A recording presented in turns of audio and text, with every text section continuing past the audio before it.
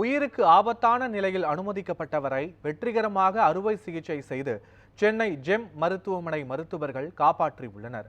தஞ்சை மாவட்டம் பட்டுக்கோட்டையை சேர்ந்த இளைஞர் அரவிந்த் சிறுவயது முதலே கணைய அழற்சி, சுவாச கோளாறு உள்ளிட்ட பல்வேறு நோய்களால் அவதிப்பட்டு வந்துள்ளார். இந்நிலையில் கடந்த ஆண்டு ஏப்ரல் மாதம் சென்னை பெருங்குடியில் உள்ள ஜெம் மருத்துவமனையில் உள் நோயாளியாக அனுமதிக்கப்பட்டார்.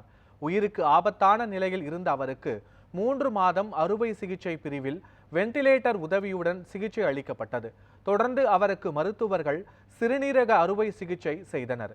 இதையடுத்து அரவிந்த் பூரணமாக குணமாகியுள்ளார். டிபி பிரச்சனை மற்றும் அந்த நரம்பு சம்பந்த பிரச்சனை எல்லாம் தாண்டி ஒருவரை அறுவை சிகிச்சை கொண்டு வர்றது ரொம்ப சிரமம்.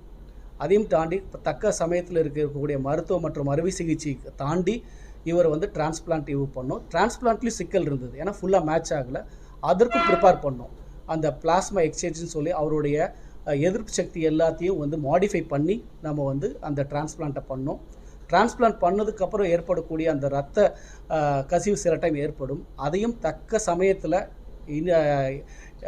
இயற்கை இடைபாடுகளுக்கு இடையிலையும் அது பண்ணதுனால இன்று நலமுடன் நம்மிடையே அந்த நண்பர் நம்மளிடையே இருக்கிறார்.